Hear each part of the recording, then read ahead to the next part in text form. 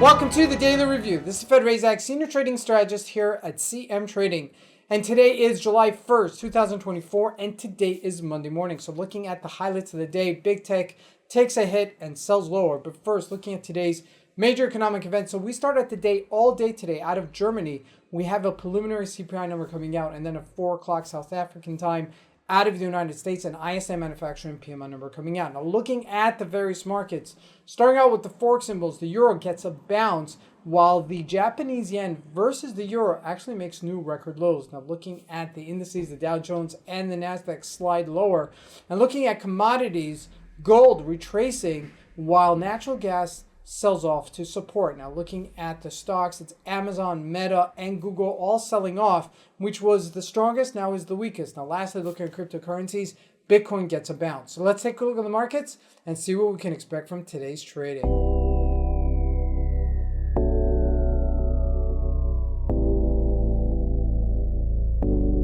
So here we go. First with the Euro USD. Now we're getting a little bit of a bounce. We were at support-ish area, 106-ish level, and we bounced off of it. We're right now 107.65.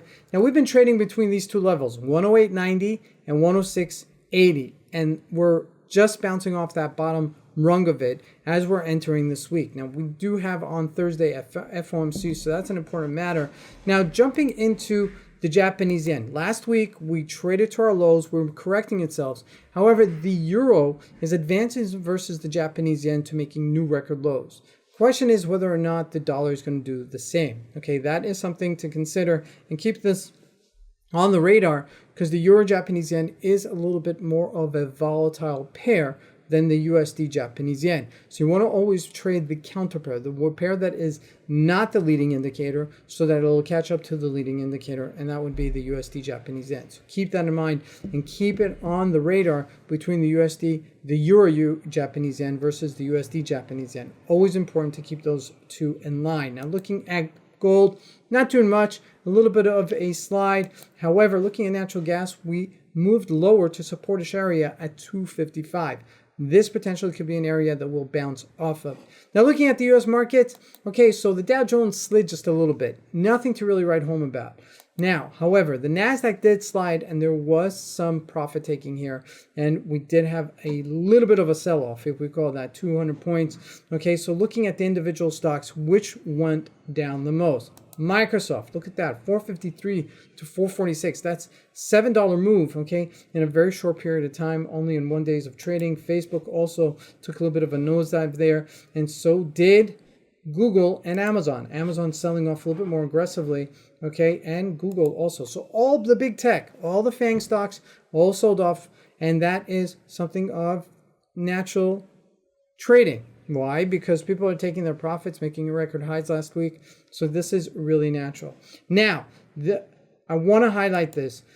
JP Morgan, the largest financial institution in the world, right back above $200 a share. So there's rotation in the markets. Money's being pulled from here, putting it there, and vice versa. Okay, so keep this in mind as there's somewhat of a rotation in the markets as they're trading right now.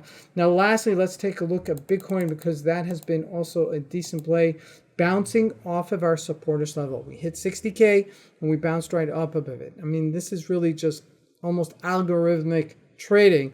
It's just waiting for the support to happen and then, respond to it. And that's sure enough what's happened here as well. So markets are still trading nicely.